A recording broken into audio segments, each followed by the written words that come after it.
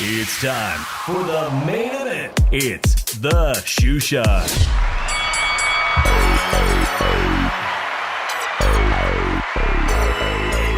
¿Qué onda, vatos locos? It's your boy Dave from the 408, coming to you all the way from my new casa in Las Vegas, the 702. Joining me for another edition of the Shoe Shine, all the way from the city of brotherly love, my homeboy Drew Evo. Drew, it's Monday night. We are back. ¿Qué pasa, homeboy? I guess everybody missed me, right? Well, I hope people join us. A lot of people don't know because we haven't been consistent. We used to come on 7:30, 7:40 every Monday night. But a lot of you guys know that have been following me. I straight up packed up all my shit, sold everything I could, and moved to Las Vegas, man, to try some new opportunities. And with that big move, my immune system fell apart, Drew. And last Monday, I couldn't even talk, man. I never had a flu so bad. To be honest, COVID was better than this fucking flu I got with all the drama. And so shout out to everybody that's just joining us. I appreciate y'all. Drew appreciates you. We are back. I am in Las Vegas. I promise to do a really nice podcast studio. Drew, you're looking at a white wall, dude. This is not my final vision for my podcast studio. I'm literally up against the living room wall. I'm having custom window treatments done, and if you guys know, that shit takes forever to get them when you customize them. So hopefully my office in the next few weeks, Drew, will be looking prime, and hopefully I'll have my voice back, man. But I did get a chance to go out on the town this weekend, Drew. I don't know if you saw that picture on Instagram, but your boy Dave was big flexing, big stepping out downtown Las Vegas. Drew, did you see this pic I posted on Instagram? I got to tell you guys, I want to give a shout out to Floyd Sr. Where's that picture I just had? A lot of shit here on my computer, guys. I ran into Floyd Sr. and I want to give a shout out to Joy Boys NFT on Twitter because I met her father. I follow her. Make sure you guys follow her on Twitter. He's very close with Floyd Mayweather Sr. They travel together, and they invited me down to Barry's gym. I guess Floyd Sr. still trains religiously a few days a week, and they invited me to come down. I told them I was a new videographer in town.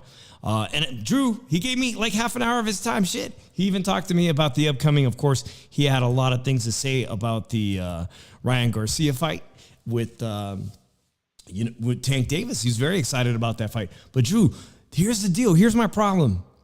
I am not thinking like a professional videographer. I'm not thinking like I should be thinking. I saw the guy and I'm like, I just want to talk to him. I didn't even, aside from that picture, I could have interviewed him right there on the spot because he gave me all his time and he was so gracious to give me his time. So shout out to Floyd Mayweather Sr., one of the best ever. And shout out to my boys from Tail Media. I know people were like, oh shit, there's not very many people joining us in the room right now, but I'm going to get down to the fight this weekend because I did get a chance to watch a little bit of that before I stepped out onto the town, downtown Las Vegas this Saturday night, which I'm lucky to have any kind of voice, Drew, back. Man, I'm serious, Drew. But before we get to that, Drew, did you hear who followed me to the city of Las Vegas? I don't know if he's following me, but my wife's man crush followed me here, Drew. That's right. I'm talking about none other than 49ers quarterback Jimmy Garoppolo he will be a Raider. He's following me here, man. Do you know how many Raiders fans I have in my family and amongst friends? And now they got to fucking take Jimmy G. And you got to back him up. And you know who else is down with Jimmy G in the state of Nevada, Drew? is the Moonlight Bunny Ranch. They're very excited in Nevada to be having Jimmy G, who has a reputation with the ladies and the porn stars. And the Moonlight Bunny Ranch says hookers for Jimmy G Raiders, Drew. I mean, pardon me, but what do you think of that picture, Drew? I don't know, Dave. To be honest with you, he has been dating some porn stars, and I hope he's been tested. I don't think he's dating any current porn stars right now. I don't think anything like that is going on. But here's the other thing that they just posted on my Twitter timeline today. Las Vegas locally says Larry Flint's Hustler Club has offered a lifetime platinum VIP membership to new Raiders quarterback Jimmy Garoppolo, valued at $500,000, $500,000. Hustler Club is just walking distance to Allegiant Stadium. Yeah, I doubt Jimmy G's walking to the titty club. He ain't walking to the titty club even with a $500,000 free whatever. What else does the lifetime membership to the Hustler Larry's Flint Club get you, man? What does that get you? I don't know. I have no idea. Now more than ever, I'm sure, man, more than ever, we will be expecting here at my house, my friends and visitors to be showing up in Las Vegas. Jimmy G is coming to town. The other thing I'm enjoying sports-wise, Drew, I'm really enjoying the World Baseball Classic, International, Mexico, getting into the quarterfinals, the USA defeating Cuba, like monstrous game. And I know they're playing right now, so I can't wait to see the highlights later because, I mean, yeah, aside from... largely because of my Phillies players. That's right, man. Team USA is doing great, man. So if you guys want to join us, coming into the room, 702-710-3627. We all thought this weekend we were going to see the return of Zurdo Ramirez, who got his ass beat by Dimitri Bivol, to say. I mean, it was a horrible performance he put in. A lot of people, I thought that Dimitri Bivol was going to get outworked by the much bigger Zurdo Ramirez, the former 168-pound champ himself. You know, he looked awful, but hey, kudos to him. He's like, let me get back in the ring against your fighter from Philadelphia, Gabe Rosado, who now makes Los Angeles home. Shout out to Boxing MMA. Thanks, man. Thanks for coming in the room and joining us. We're just talking about Zurdo Ramirez and Burrito Gate. Drew, I know it wasn't coined Burrito Gate, but I fucking laughed my ass off at all the memes that were on Twitter. And of course, I can always trust our homeboy, Boxing Vitals from Fresno, with the awesome artwork. And burrito time, Drew. 14 pounds, 17 pounds. I fucking lost count, man. I lost count. How many pounds was he overweight? They're arguing on social media. Was it 12? Was it 14? Was it 17, Drew? But what happened here, bro? What happened here? Because we almost like 12 pounds? Yeah. Was it 12 pounds? Was it 17 pounds? What was it, man? Well, first attempt, he was 187. They gave him 2 hours to lose it. He went back down to 182. So, well above. He made the 182, a 7-pound weight advantage for him over Gabe Rosado. Gabe Rosado, who fought Gennady Golovkin, I'm a 160-pound fighter, now fighting a guy 22 pounds, probably above his natural fighting weight, man. Gabe Rosado was taking on another big challenge here and fighting Zurdo Ramirez, never to back away. The town of Long Beach, where I got a lot of good friends in Long Beach. A lot of people were excited to see this fight in Long Beach, which only promoted this Jojo Diaz fight, who's also, 4 out of his last performances have come in losses. 4 out of his last 5 or 6 performances, to be honest, against Hesta. Crossroads fight being promoted to the main event, Drew, in Long Beach. It did not get a lot of attention, but Jojo Diaz has been on a decline. A lot of people had this fight close, but I want to know before we move on. JC, thanks for joining us, homeboy. Regarding Zurdo Ramirez and his relationship with Oscar De La Hoya, right away, my first thoughts was like, well, what's the big deal, man? Gabe Rosado was probably going to get hurt fighting someone so big. And second of all, this is a guy who could barely make 168 when he barely make 175, right, Drew? I mean, he's been struggling. Yeah. And now you got, which it's remarkable that we have a new cruiserweight champion who just defeated Don King's cruiserweight champion. Can you tell me a little bit about that and your thoughts about Zurdo Ramirez potentially moving up to 175, cruiserweight now? And Oscar De La Hoya was all about it, man. When he was interviewed, he's like, well, I think it'd be a great fight. You know, it just happens we have a new cruiserweight champion, and I think it'd be a great fight. What do you make of that? Zurdo Ramirez missing weight and still possibly opening a new door in a new division. Nah, like there's. I don't understand. Like, first of all, I didn't agree with the fight being made because he's a 160 pounder going up to fight a 175 pounder and everything.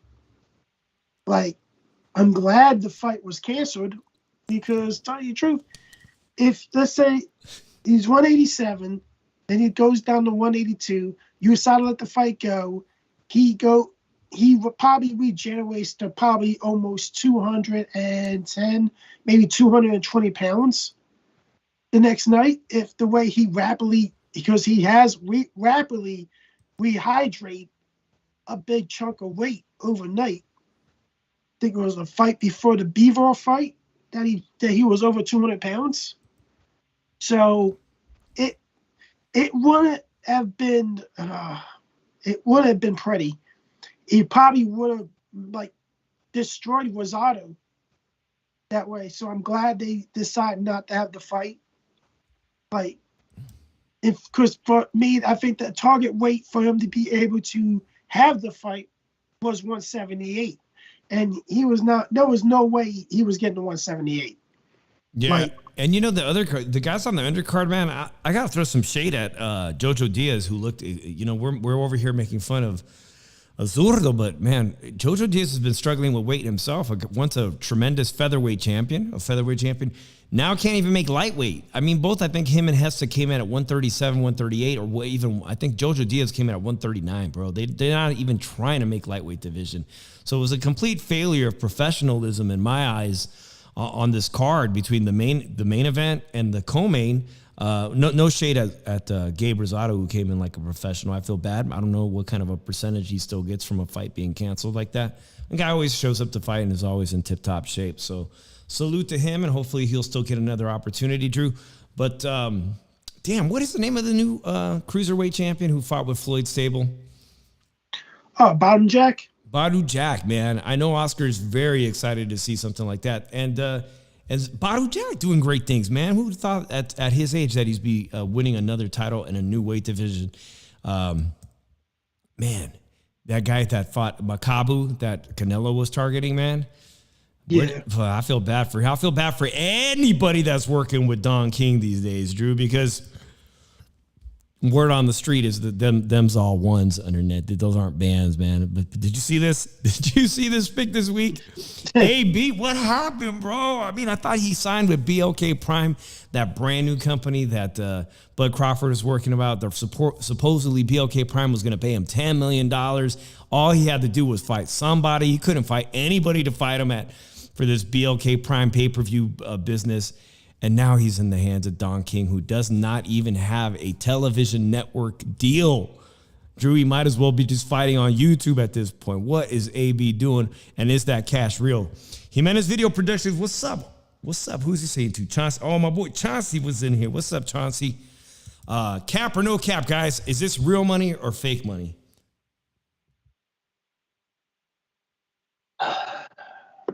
Oh no, I'll be honest, he's burned his bridges with certain promoters and everything. Not a lot of people are gonna touch him. With the stint with BLK Prime, the first opponent, he had to drop out for some type of reason.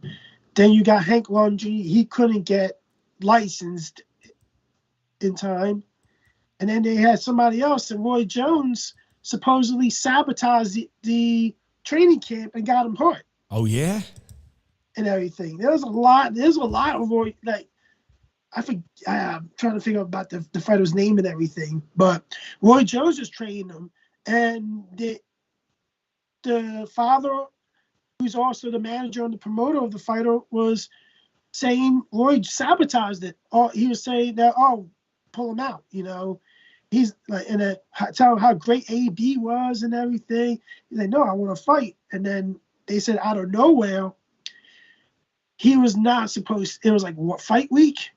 He wasn't supposed to. They said the plan was for him not to spar.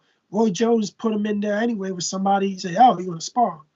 He's like, "What?" And the dude get on him, and he said the dude he hurt his jaw, and he's like told Dad he pulled me out because my jaw's hurt. I think my jaw's broke, and everything. So it's going into some legal matter because they think Roy. They think Roy sabotaged the camp.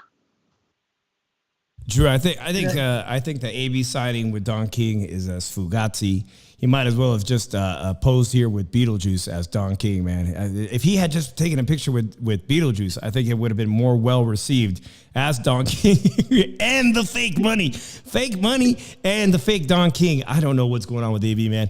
All right. Anyways, that was like I was gonna save that bullshit gossip news for later on today, man. But Jojo Diaz. A lot of people thought he won that fight, Drew, the Hesta fight. I had it very close. These scorecards were crazy wide in the opposite direction. One guy gave 97-93 to Diaz, 99-91 Hesta, 98-92 Hesta. Does anybody care? I mean, are these actual lightweight contenders that we can talk about, Drew? Because it's final. It's done deal. Undisputed will be going on right here in Las Vegas on May 20th. That's my wife's birthday weekend. I got like 3 friends that always come into town. I'm stoked for that fight, Drew. Loma Haney is the real deal. It's going to happen May 20th, right before Memorial Day weekend. And the week after that, man, Top Rank is having another amazing fight, man. Are you stoked for this one or what, man? Las Vegas is on fire. 3 months in a row that we are going to be getting major fights. We got a major fight this weekend. We got Davis Garcia in April, and then we have this undisputed showdown, which is also, Drew, I'm really excited about this, man. But I'm going to be trying to get Adam Blue Nose Lopez back on the show. We interviewed Adam Blue Nose Lopez, who's getting another crack. This is great news. At 130 pounds, I was there the night that he got that opportunity against Oscar Valdez with just a week's notice. He took on Oscar Valdez. Oscar Valdez coming out of that injury. As the co-main event, Oscar Valdez as a co-main. This is a guy who headlines. It's going to be a great card, man. And then the week after that, I'm just finding out that Michael Conlan, like I predicted, like we talked about on the shoe side, Michael Conlan will be fighting El Venado Lopez. Luis Alberto Lopez, who's won his title in the UK, Drew, will be going to Ireland. That's right. He'll be going all the way from Mexico to Ireland to defend his title, just probably like Bob Arum wanted. Give McCollin another shot, Drew. You like that fight too? It's going to be good. I actually do. I think I actually really, really like that fight. And unfortunately for Luis Alberto Lopez, who does so well as a road warrior, I'm not sure it's going to benefit him against McCollin in Ireland. But guys, if you guys want to chime in, man, let us know. Yeah, I think it is going to be in Belfast, Ireland. Chauncey Pearl says, Dave, you out in LV? I'll holler at you when I'm visiting my sister out there. Let's meet up. Let's have some drinks. Hopefully it's a time yet when there's a fight. Absolutely, Chauncey, man. And I know I hollered at you because I know you're an artist and I need to deck out my space here. So hit me up on IG because I still want to collaborate and maybe get some artwork from you. All right. Yeah, Drew, my voice isn't going to last long. I'll tell you that right now.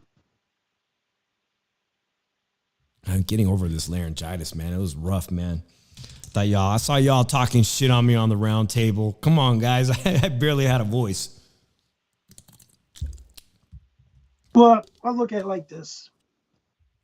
Like, I think it's the war. I think it was ultimately is going to be HB's demise of his career to sign with Don King.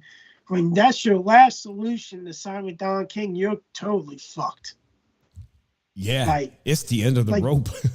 It's Don King ain't going to be able to get you big fights. Don King is not going to be able to get you revive your career. You saying it hasn't worked out for Bermain Stavern?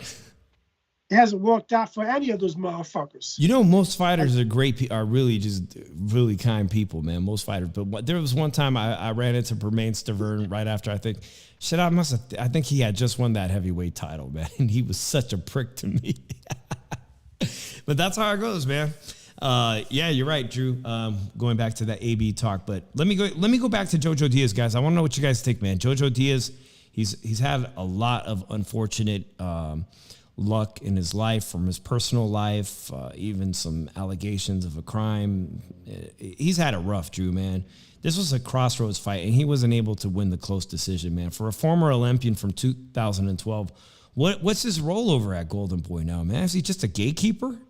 He's a gatekeeper now. Like, tell you the truth, this was really, like, I thought him losing the last fight made him a gatekeeper. Against Devin Haney, right? Yeah, I thought, like, mainly that made him a gatekeeper.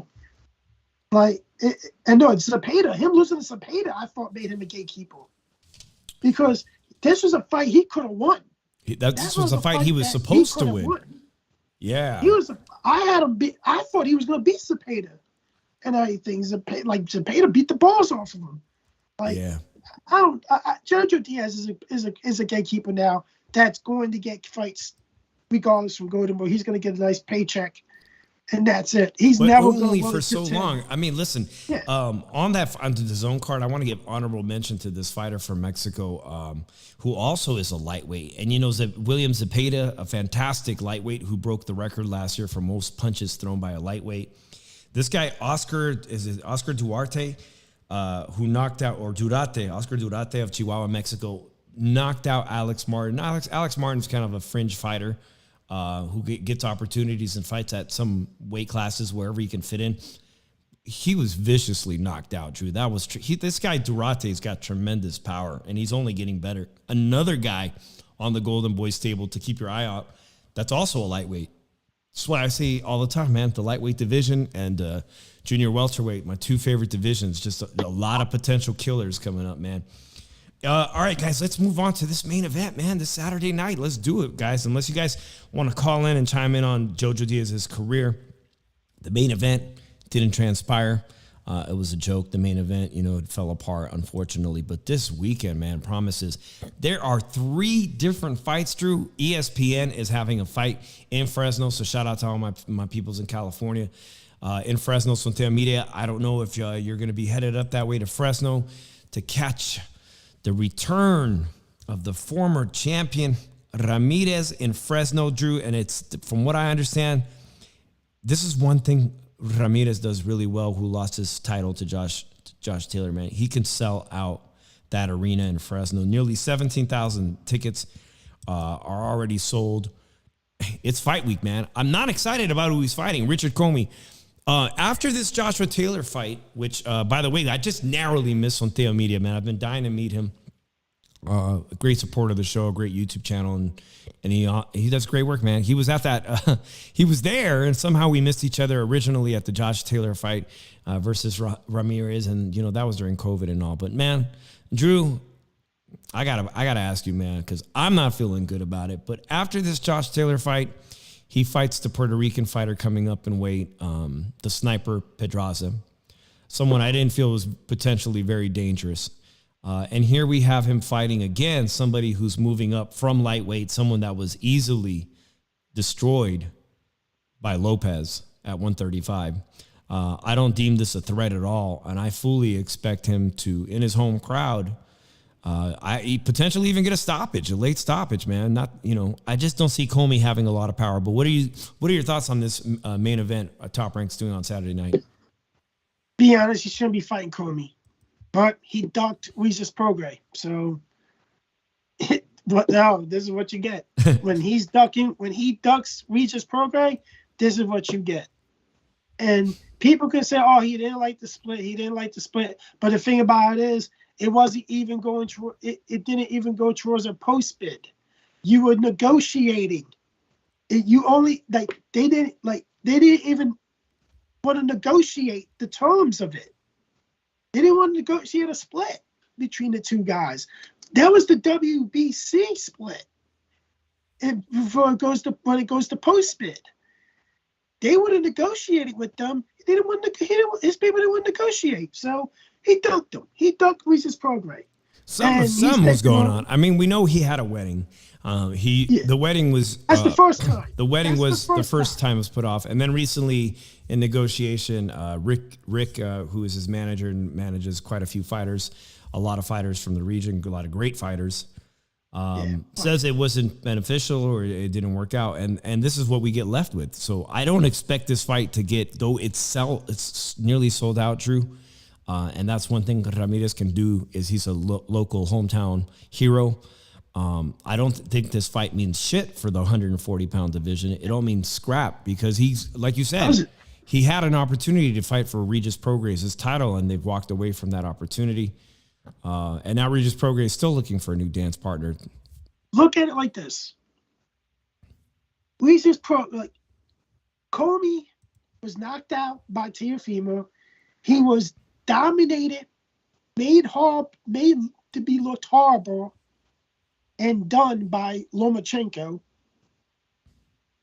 This dude, they picked this guy so it'll make Ramirez look good because Comey will come forward. And they think Jose Ramirez will be able to knock him out. Well, I hope so. At least I hope so because he needs something impressive.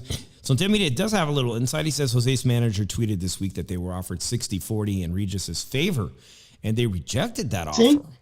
See, that's bullshit right there. You're not a champion, dude. You tell you the truth. Your best fight was against Jose Ramirez, and you lost that fight. You were actually knocked out a couple times against the guy that arguably Regis Prograis won't beat in the fight. And then you're saying that. You mean he fought Josh Taylor? Regis fought Josh Taylor. Yeah. Yeah.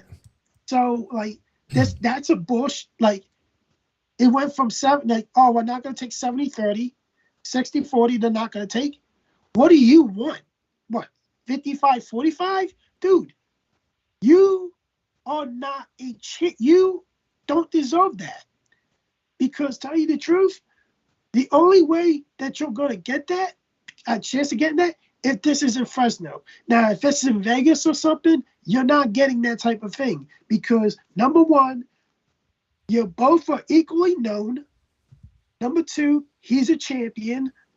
Number three, he had more success against Josh Taylor than you did. Mm-hmm. The only thing that you got on you is a cable contract that Top Rank has, that because it'll probably be on Top Rank. But tell you the truth, Boxer or Probellum has like Sky Sports on there, so Sky Sports works for ESPN Plus and everything. So you're in the same fucking boat. So it doesn't really benefit you to say, "Oh, I did not a 60-40 split." No, it's a founder split. Tell you the truth, I would have been cool with 65-35. I think that's the fairest split of them all, 65-35 in Regis Prograis' favor. And to be honest, Jose Ramirez, what is his biggest win? Zepeda? No, it would be Maurice Hooker. When Maurice Hooker was, I believe, the champion, that was his biggest win. Unfortunately, Maurice Hooker's also bit on the decline. I'm gonna catch up with Sontea. He says, I disagree. They are born but not equally known. And yes, Jose is signed to ESPN. So this will continue to draw criticism and controversy. The 140-pound division is up for grabs, man. Yeah, Regis is kind of sitting. A lot of boxing insiders think Regis is sitting on top, although it's not undisputed by no means. But listen, you know who else is fighting this weekend? We're talking about Regis Prograis. We're talking about somebody who's also fought Jose Ramirez and who's no longer with Top Rank or not co-promoted by Top Rank, and who just kind of inked a little deal all of a sudden for this weekend with Oscar Golden Boy De La Hoya. DAZN. DAZN's got a card this weekend too. If you didn't cancel on DAZN, which I haven't yet, you could get to watch Jose Zepeda versus Niraj Goyat. And Carlos Ocampa, who recently fought, I believe Carlos Ocampa is the guy who recently fought Teofimo Lopez recently. Zanford Boxing co-promotes Jose Zepeda in association with Golden Boy. This Saturday night, Jose Zepeda, who got kind of a humbled performance when he fought Regis Prograis. He looked like he didn't belong. Jose Zepeda's capable of incredible fights. He's fought Jose Ramirez and arguably may have had a draw but didn't get it or even a win. Drew, he's a great fighter at 140 pounds. He's someone that can bring you and deliver great fights, but he's not beating Regis Prograis on any given day in my eyes. He may beat Jose Ramirez. He may beat other 140-pound fighters. That's the reason why. But I don't know. He's moving on to DAZN. You can watch him also back in the ring rather quick, dude. Also, I mean, he just fought Regis Prograis, so I got to give him credit. He's back in the ring quick. This is good. We got 3 fights this weekend. Chauncey Pearls had said something about more people are interested in the Plant Benavidez fight. And I have to say, yes, Drew, even though this fight this weekend is a pay-per-view, the entire card seems that it's going to deliver. And I have not, for one, seen David Benavidez in this kind of shape, man, because we started off the show talking about how Zurdo and his burrito time cost him that performance this weekend. But Drew, have you seen this picture of the condition David Benavidez is? This Wednesday in Vegas, I've been reaching out to people about who might be at Media Day because there's open workouts, but it just happens to be at lunchtime, and I technically have a job. So I don't know if I'll get a chance to be and go check that out, but that would be fantastic to go check out the open workouts. But this is the kind of condition that David Benavidez is in, man. He's got a 6-pack going on. Him and Rayo Valenzuela, part of his camp. Rayo Valenzuela also will be in a crossroads type fight, who's just recently been knocked out. He'll be fighting Chris Colbert, Drew, and we were just talking about that fight, man. I can't believe he's fighting Chris Colbert. Chris Colbert also coming off a loss to that Dominican, did not get that win. Recently he lost his title opportunity fight. One guy's been knocked out. One guy came up short when it came time to be a world champion. And David Benavidez is looking in fantastic shape. But you know who's training him? You see who his strength and conditioning coach is? Victor Conti? Memo Heredia. No, his nemesis. Memo Heredia, or Angel, or whatever name he goes by, who was also involved in the criminal case with Victor Conti. Yes. Memo Heredia is the guy who, allegedly concocted, supposed to be a fantastic strength and conditioning coach, but was involved in the doping scandal, doping criminal case. Yeah, that's who got him in ripped condition. And yet, I'm not saying anything, but nobody talks about that shit anymore, right? I don't know. I'll be honest with you. I'm still questioning why the fuck does he carry these fucking WBC belts at the press conference when he's not even a fucking champion? Who are you talking about, David Benavidez?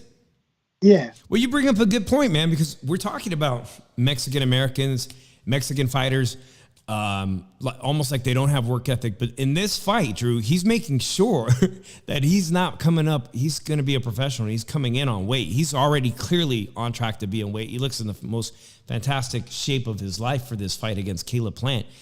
So on one hand, you got Ramirez, who recently fought, coming way over. And on one hand, you got the former world champion. And it's important we make that distinction because the thumbnail says it. Which one of these two guys will eventually get the Canelo lottery train? Plant already got $10 million, man. And I'm telling you, he ain't. I got a nice house. I love my new home that my wife and I have, but I'm not living where Caleb Plant's living. I'll tell you that much. Caleb Plant's living up in them hills, and there aren't too many hills in Las Vegas. He's living it good. One of these two guys is going to probably get a shot and should well deserve get a shot at Canelo. Caleb Plant has already had that shit.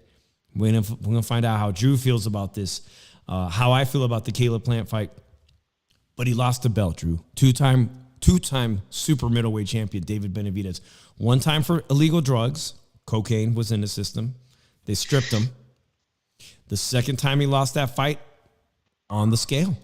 On the freaking scale. He should be the WBC world champion. It's only because of that, only because of his own fuck-ups, that Canelo Alvarez is technically the undisputed world champion, because he didn't have to fight David Benavidez. And a lot of people are wondering today, what happens when if David Benavidez wins this Saturday, how much longer will Canelo avoid making a deal to fight David Benavidez? That all remains to be seen, man. That fight's it's not set in stone who's going to win. Although Now that I live literally just a few miles from the nearest casino, I could actually technically walk to the nearest casino to place a sports bet, Drew. I am tempted on this show to finally do my first pro sports bet and show you guys the bet. But it turns out today, I heard that, I saw that David Benavidez is plus 330 or something like that. So I'd have to bet $330 had I placed that wager today. $330 to make $100. So I don't know if that's a fight, if it's worth betting on that. How do you guys feel, man? Someone going to convince me here to bet on Caleb Plant? Because that pays pretty damn good if you think Caleb Plant's coming up with that win. You guys want to chime in on that? 702-710-3627. Boxing MMA 365 says Caleb's cardio needs to be better because David's pressure and volume is going to test him, man. And I agree 100% with that. Drew, let's go, man. You and I talked about it earlier this week already on the round table. I don't know if I gave an opinion. I can't even remember yesterday. But Drew, I know I talked to you, and you are in the small minority that thinks Caleb Plant, there's a path to victory, and you're not in you're amongst good company, man, because Sean Porter today announced, and a lot of other great former world champions announced, they think Caleb Plant has got what it takes coming off this big victory, KO. I'll remind you guys what kind of KO he had. Drew, go ahead and tell me why you think. Well, I'm going to try to get as little detail as possible because I'm probably going to release some video on here of the full breakdown of Caleb Plant potentially can beat Benavidez. But here's the thing. Caleb Plant is somebody that Benavidez has never fought. A guy that constantly moves. A pure boxer.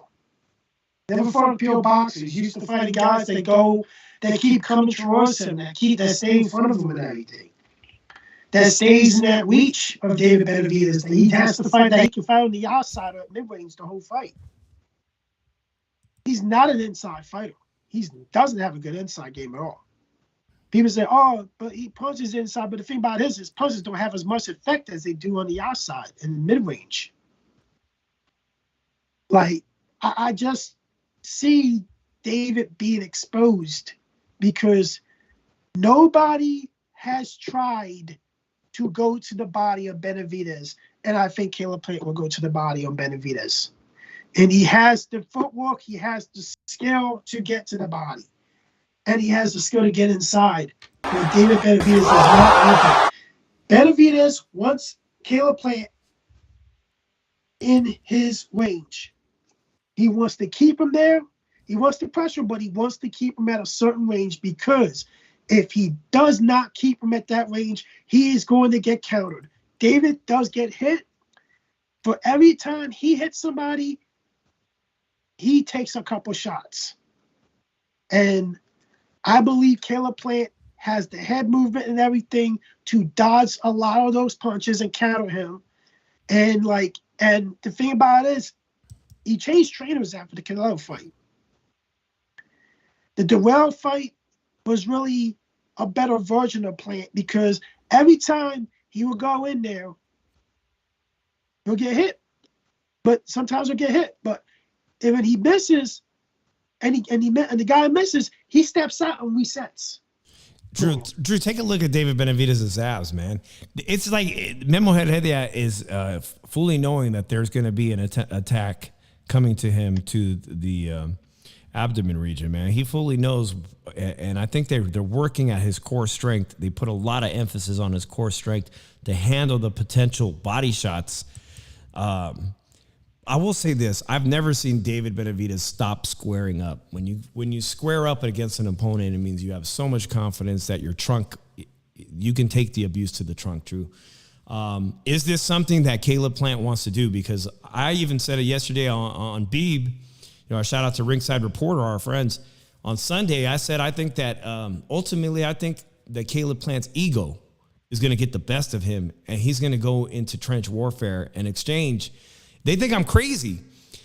I think this fight will materialize, Drew, much like you say for the first 6 rounds. when Caleb Plant gets into rhythm, he can really annoy a fighter. He annoyed Canelo Alvarez, and he's most likely going to annoy David Benavidez until David Benavidez turns on the pressure. And that's what I'm concerned about. And most people, I think, heavily favor that once the pressure starts from David Benavidez post 5 or 6 rounds, that Caleb Plant's going to get stuck there defending himself. His ego's going to get in the way. What he did to Anthony Dirrell, I don't think he's going to be able to do to David Benavidez. I'm not convinced he's going to do that to David Benavidez. Anthony Dirrell's in his late 30s. I think he's going to get caught. And the pressure, once those 3-4 punch combinations, once them shoe shines come from David Benavidez, he's going to fold. So it's real easy for me, Drew. I'm with the same group mindset. I see a stoppage in the late rounds, 10, 11, even potentially the 12th round, but it will result in a stoppage because Caleb Plant's not going to be able to take the pressure. I've seen him perform worse amongst less elite fighters, even the Venezuelan fighter. Please. Here's the thing that's going to tell you what up, Whaler? What up, HLD? Thank you guys for joining us. The first press conference tells you all, because it's all about uphill. Who got into whose head? Caleb Plant got into David Benavidez' head. And then they tried to counter it and release a video saying that he was kicked out of a gym, Plant, for not paying the tab. And, Plant had to put out things out. Jose Benavidez was trying to get the pressure off David Benavidez. That was a good video, by the way, man. It was. Get out video. Get out. It didn't work.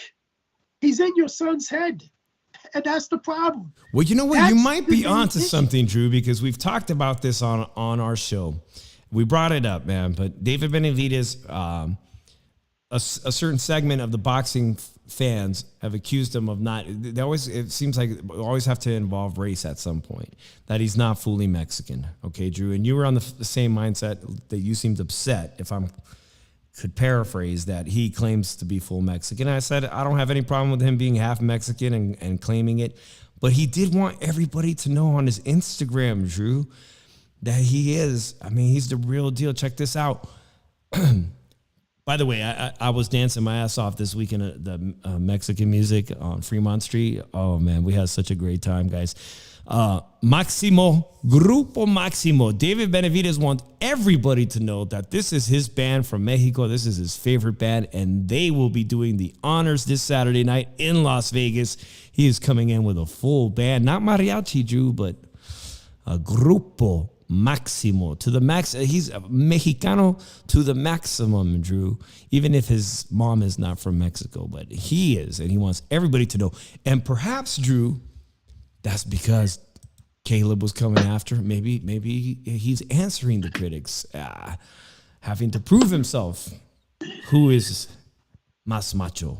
Maybe there is some head games going in there. HLD says this fight's going to be a lot more competitive than people think. And I'm not saying this fight's going to be a blowout, man. I think one of the funniest things that I remember from the Caleb Plant fight against Canelo is when he asked him and started talking to him midway through that fight. I'm not bad, right? I'm pretty good, right? Almost like a student to a master teacher. I'm pretty good, right? I'm pretty good. I'm not bad, right?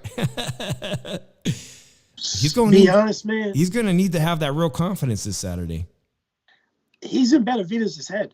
Like, Benavidez is going. This is going. The one that's mainly going to be. That's going to cost us.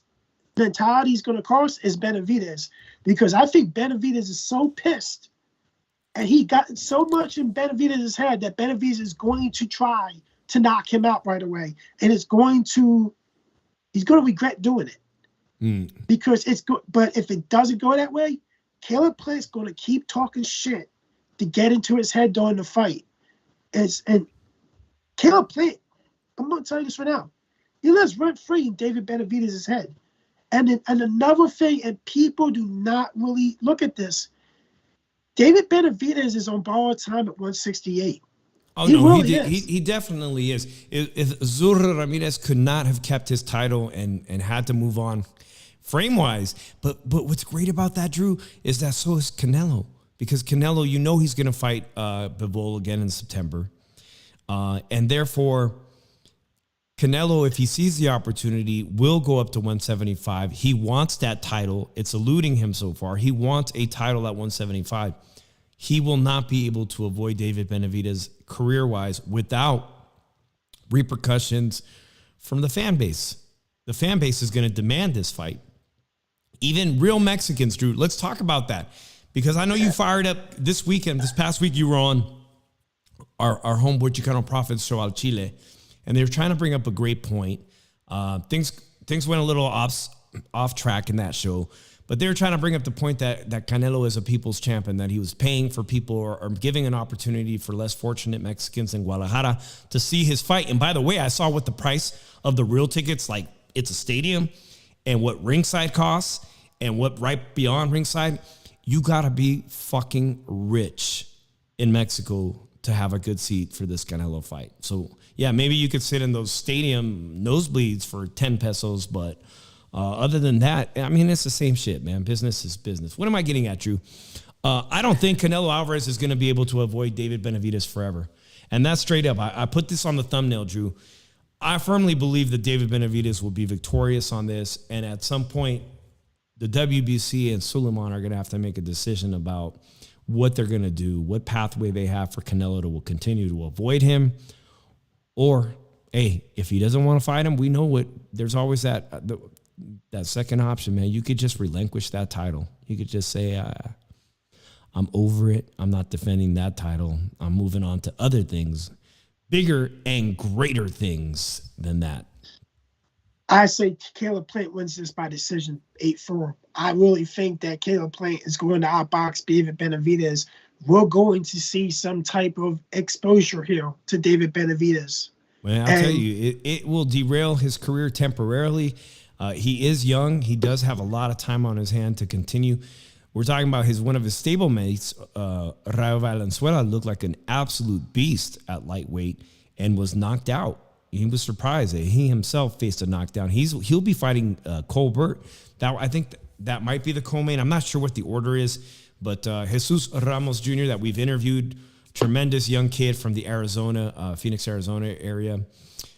He's the co-main. I think he might be the co-main against Joey Spencer. He's not. It's a fantastic fight. All of them are good because, for once, PBC and Showtime realize it's time to match up their top contenders and find out who's the contender and who's a pretender. And I like that. I like that a lot, man. And shout out to Boxing MMA and everyone in here, HLD, who said that the fight will be competitive. I really do believe it'll be competitive. It's going to be a great thing to set off the tone in spring for the sport of boxing in Las Vegas, man. 3 months. Look at it like this. This is David's step-up fight. This isn't Caleb Plant's step-up fight. Caleb already had his step-up fight. Well, Caleb fought the best, right? He already fought the face of boxing, so what's there to be afraid of? And the thing about it is, there's going to be so much pressure on David Benavidez because some people have arguably Caleb Plant up at the time that he was stopped against Canelo Alvarez because he had success against Canelo Alvarez with his jab. And if he doesn't knock him out, or he let alone lose to Caleb Plant, this will be damaging to David Benavidez because the guy that Canelo knocked out that you're fighting beat you. And we'll never see that happen. There will never be a chance that you'll see that Benavidez Canelo fight. And people will look at Benavidez as a hype job. Yeah, well, you bring up a great point, man. And if that happens, Drew, then you never know. David Benavidez versus a Berlanga. That kind of fight might happen. I want to go that far. You want to go that far? I want to go that far. Yeah, well, it's unlikely. It's unlikely two stars from two rival networks will work together, especially those two. I mean, it takes a special talent like Canelo to be able to break the promotional walls. You're right about that. But, I mean, you're like I said, you're not in rare company, man. Today, Sean Porter gave a fantastic argument to why he thinks Caleb Plant is going to come out victorious this Saturday night. And I got to ask, I saw some people in here in the room that I've known from the Vegas streaming community, and it's time for me to hit the pavement, Drew. Either I'm going to pony up and pay for tickets at the last minute. I'm going to find a way to get comp tickets, or I'm just going to go and hang out at the MGM Grand and live stream for y'all this Saturday night. I mean, basically try to go down there and pick up some signal and just see what kind of shenanigans I can get to immediately after the fight, interview fans. I think that'd be we know the success other channels like our good friend Maestro has had walking around Las Vegas interviewing during Canelo Fight Week. So I think hang on to your horses, guys. I might announce later this week that I'll be either doing a live stream, whether I go to the fight or not. Most likely go and hang out at the MGM Grand and see what's cracking afterwards, because I think it's going to be very exciting on the Strip. As it always is when big fights get out, you always see a slew of celebrities. We'll see who's going to be out there, man. All right, let's read some of these comments, man. Canelo and Ryder gave away thousands of tickets. Well, I think it's a major soccer type stadium, so there are lots of seats to fill, Drew. Lots and lots of seats to fill. That's why I say earlier in the show I was pointing out and giving praise to Jose Ramirez for being able to sell tickets the way he does. And I think that's partly the reason why his manager didn't want to do business with Regis Prograis so quickly, Drew. I mean, you got to take that into consideration. He's saying, hey, Regis might be the world champ, might be a great fighter, might be the better fighter, but for one thing, he doesn't have the fan base. So you got to let us have some of the bargaining power. And that's why a great fight between those two guys is eluding us. So at the moment, we ain't going to see that. We will see Ramirez versus Comey on Saturday on ESPN. Drew made his pick. He's going for Plant. Always controversial, Drew. A lot of stuff, man. It's going to be great for boxing this weekend. Drew, I wanted to bring up a point with you.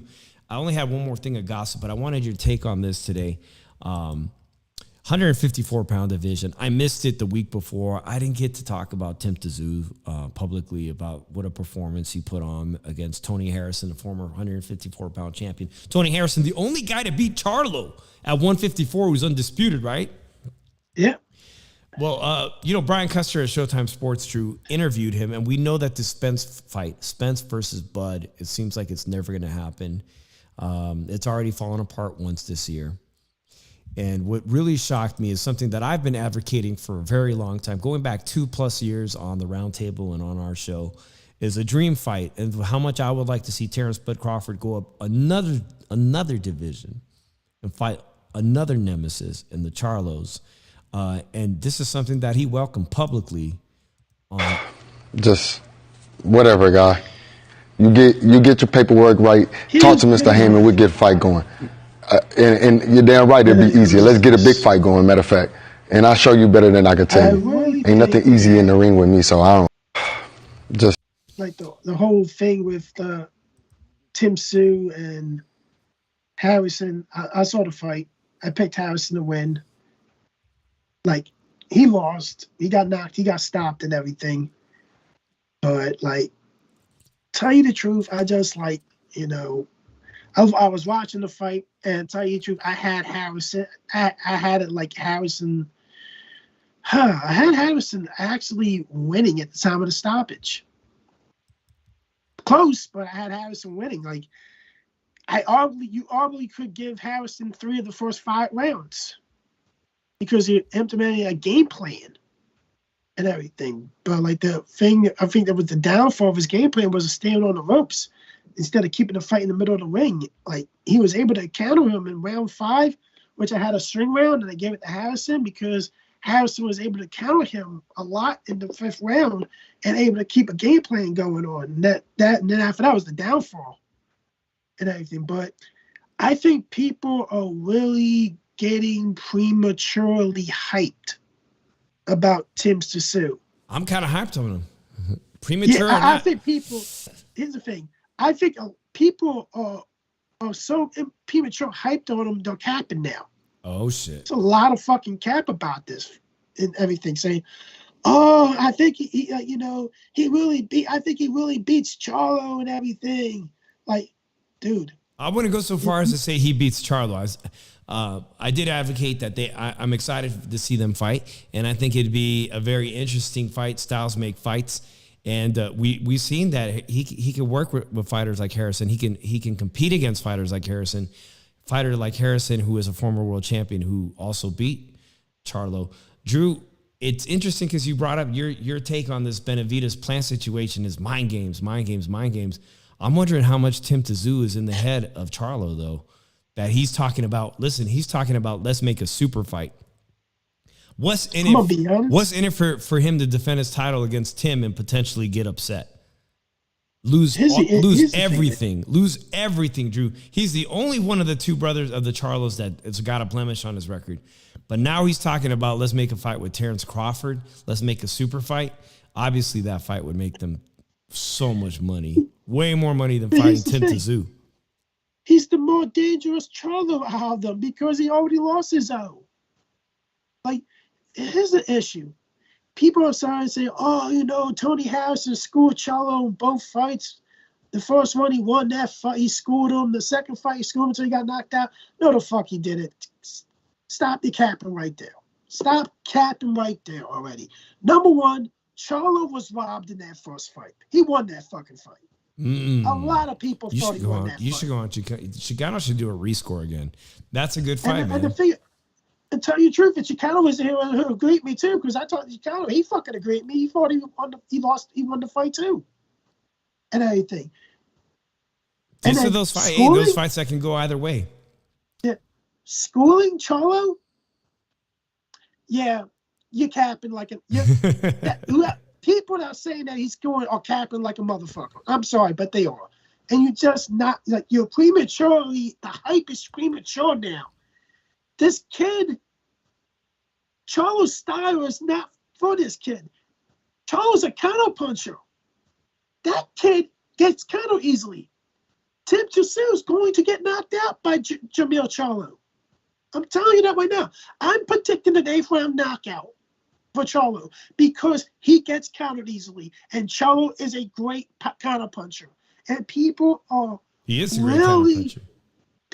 really capping about that he's not that good of a fighter now. You know who else countered Tim Tszyu? Tim Tszyu came to the U.S. and got floored by Terrell Gasha.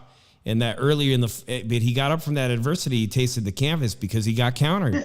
He got countered. And I expected Harrison to do a lot better than that, Drew. It's Harrison that didn't show up to fight. I was impressed with Tim on that fight. I was impressed with Tim in that Harrison fight. But I'll tell you the truth right now, Harrison is not 100% there anymore as a fighter. He's a trainer now, too. We have to put that in perspective. Oh, you're giving excuses, Drew? No, I'm not giving excuses. That's what happens when fighters become more of trainers now and become inactive. Yeah, HLT says, I was impressed by Tim's methodical pace and controlled aggression.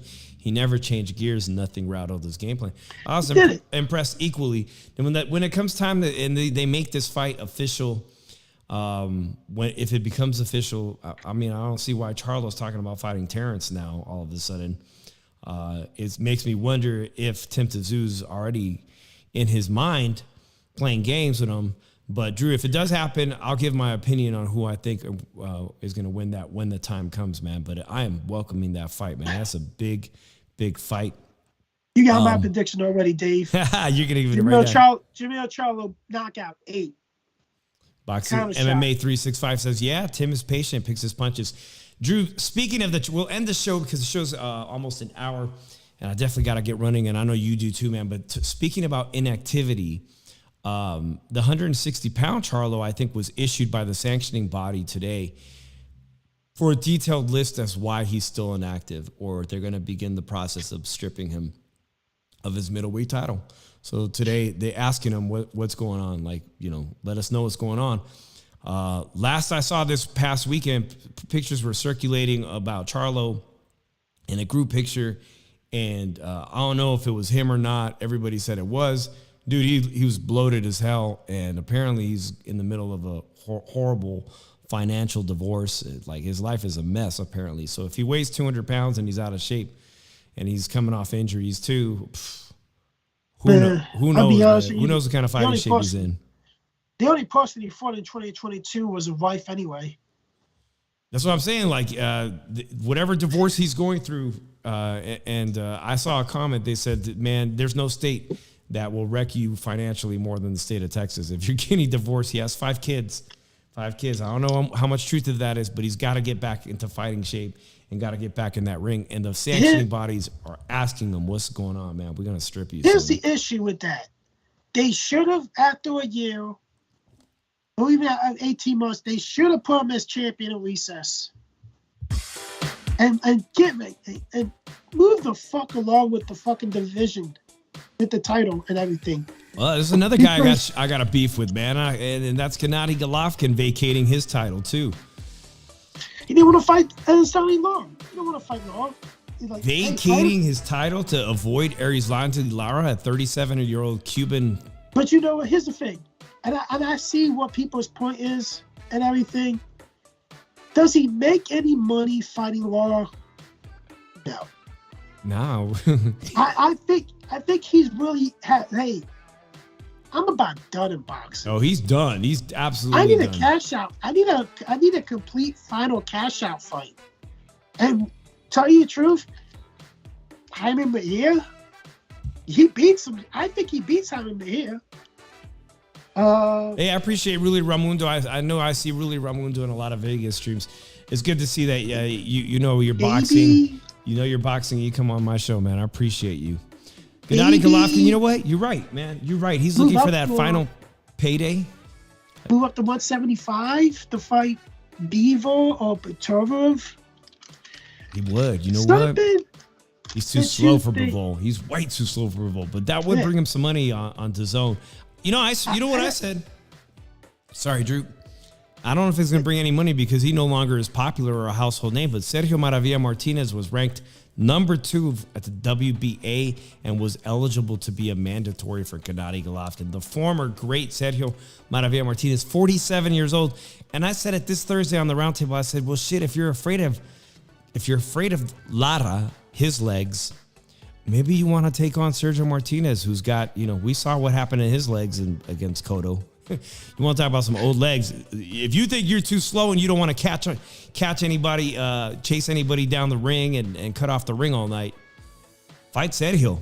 Of course, I don't know what the demand there'd be for that in the public eye, Drew. It doesn't seem that there'd be a lot of money to be made there. There's really not. If people look at it like this, Triple G does not have a lot of options for a cash out fight. He doesn't. Well, he could ask Oscar if Oscar's ready to dance. Oscar I'll be honest, man. I think he really vacated this title for claiming that he's probably done. That he's probably on his way out if he can't secure a fight, a big fight. Because now, if you're vacating a belt late in your career, that means you're looking for I got a big fight for you, Drew. I got the big fight. I just thought about it. Edgar Berlanga, who just moved to DAZN. Why not give the kid a shot? Edgar Berlanga at 168 and Gennady Golovkin, man. That's the end of the music, guys. I appreciate everybody. We'll be back next Monday at 7:30. We'll find out who will be in line to fight Canelo Alvarez in the big, great Canelo Alvarez lottery sweepstakes, the payday that's over $10 million for anybody who gets in the ring with Canelo. We'll find out who that is, but make sure you like, subscribe, and make sure you hit notifications on Drew and I's channel.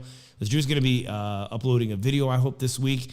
And also, I might go live this weekend from the MGM Grand area or outside so you guys can see the aftermath of the big fight, what it's like to be in Vegas after a big fight on the Strip. It's always very exciting. And one more thing, Drew, I got to tell you, man.